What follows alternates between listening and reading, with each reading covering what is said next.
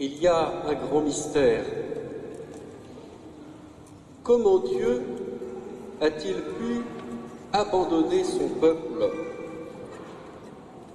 Le psaume le disait, « Pourquoi as-tu percé sa clôture? Tous les passants y gravitent en chemin. » Oui, Jérusalem, prise, détruite, le peuple que Dieu avait choisi se retrouve en exil. C'est le sens de ce chant du bien-aimé à sa vigne. On a du mal à comprendre cet acharnement du propriétaire de la vigne, tellement déçu parce qu'elle ne donne pas de fruits, qu'il va s'acharner dessus jusqu'à interdire que la pluie y tombe. Eh bien, ce poème retrace la très douloureuse expérience d'Israël, avec cette réflexion finalement très naturelle, puisque Dieu ne peut pas nous abandonner, Dieu ne peut pas être infidèle, c'est donc que nécessairement c'est nous qui avons rompu cette alliance. Alliance très particulière. Le Dieu de l'univers, créateur de toutes choses, s'est choisi un peuple, un tout petit peuple parmi tous les autres. On pourrait dire, ce n'est pas juste. C'est le choix de Dieu. Il entre dans notre histoire et dans l'expérience humaine par le peuple juif qu'il a choisi et qu'il a fait sortir à main forte d'Égypte pour sceller cette alliance comme un contrat. Dieu a choisi ce peuple et le protège, et en échange, le peuple doit rester fidèle. Tu aimeras ton Dieu de tout ton cœur, de toute ton âme, tu honoreras un seul Dieu. Donc cette alliance, cette première alliance, est vraiment dans l'ordre du donnant-donnant. Alors forcément, quand quelque chose ne marche pas, comme ça ne peut pas venir de Dieu, cela vient forcément de l'homme, et c'est tout le sens de la réflexion d'Israël pendant le temps de l'exil. Comment méditer la loi de Dieu et redevenir fidèle. Jamais plus nous n'irons loin de toi, fais-nous vivre et invoquer ton nom, fais-nous revenir, sous-entendu, à Jérusalem. La parabole que Jésus nous propose évidemment, va filer le même thème et faire allusion à ce poème de la vigne et du bien-aimé. Et là aussi, il y a quelque chose de tout à fait excessif, inattendu. Comment se fait-il que les vignerons qui ont reçu la vigne à travailler, eh bien, soient si violents et se mettent à molester les envoyés ou même à les tuer? C'est quand même d'une logique incroyable.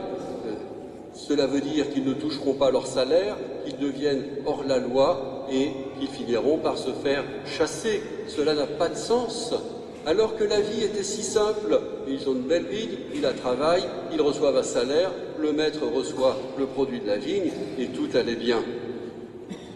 Eh bien, dans cet excès, évidemment, Jésus pointe les pharisiens, un excès qui vient une infidélité à la loi. Quand Dieu vient lui-même, quand il envoie ce Messie que le peuple attendait, eh bien, il n'est pas reçu, et l'excès, vous savez jusqu'où il mène. Oui, le Fils de Dieu, Dieu lui-même, sera rejeté et crucifié. Sur la croix, Jésus a acquis pour nous, pour toute l'humanité, le salut. Sur la croix, il aime et il pardonne et il montre toute la puissance de Dieu.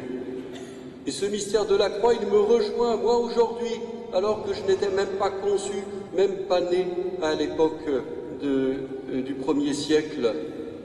Et pourtant, cette grâce me touche et je l'ai reçue par le baptême. Par le baptême, je suis devenu un membre de ce peuple nouveau dans cette nouvelle alliance. Et nouvelle alliance qui n'est pas sur le schéma de l'ancienne. On n'est plus dans le donnant-donnant, mais cette fois-là, tout est donné de la part de Dieu. et gratuitement et sans condition. D'ailleurs, j'en ai fait l'expérience par mon propre baptême, puisque en rien je ne l'avais mérité. Et pourtant le Seigneur me rejoint. Cette réalité de la Nouvelle Alliance a toujours beaucoup interrogé les grands théologiens. Et dès les premiers siècles, il y a eu des disputes sur cette question-là. Parce que si tout vient de Dieu, si tout est acquis d'avance, eh bien, où est ma liberté finalement? Elle ne sert plus à rien, je n'ai qu'à recevoir. Alors certains se sont révoltés en disant, ben non, quand même, la liberté de l'homme, c'est de faire le premier pas. Et en effet, si mes parents ne m'avaient pas demandé le baptême pour moi, je n'aurais pas été baptisé. Donc quelque part, il y a bien quelqu'un qui a fait le premier pas pour que je reçoive ce don et cette grâce du salut. Ça, c'était la position des pères de l'Église condamnés par les premiers conciles, celui d'Orange en particulier. Il s'agit de Pélage, alors avec toutes les variations dans sa théologie. À l'opposé, il y a le grand saint Augustin qui va s'arc-bouter sur l'importance de la grâce. Ce n'est pas mon premier pas qui va me permettre d'acquérir le salut, ce n'est pas vrai, mais c'est le fait qu'ayant été rétabli dans cette liberté du premier homme, dans cette grâce de Dieu, je vais pouvoir répondre à la grâce divine et je vais pouvoir m'engager. Et voilà, si je fais partie de la vigne parce que Dieu m'a choisi, eh bien, il me reste encore à lui faire produire son fruit. Or, c'est tout à fait facile de rejeter Dieu et je vais devenir comme ce vigneron qui ne respecte pas les envoyés de la vigne. Pourquoi il ne le respecte pas? Parce qu'il ne s'intéresse pas au maître de la vigne. Ils ne se réjouissent pas avec lui que la vigne porte du fruit et ils se mettent en opposition. C'est là ma liberté.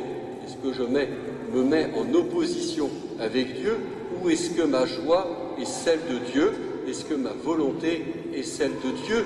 Que ta volonté soit faite sur la terre comme au ciel, dirons-nous tout à l'heure.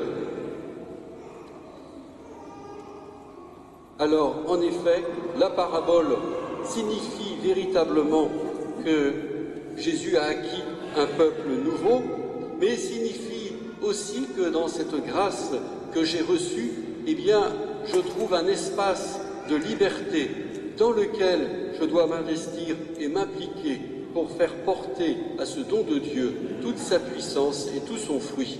Amen.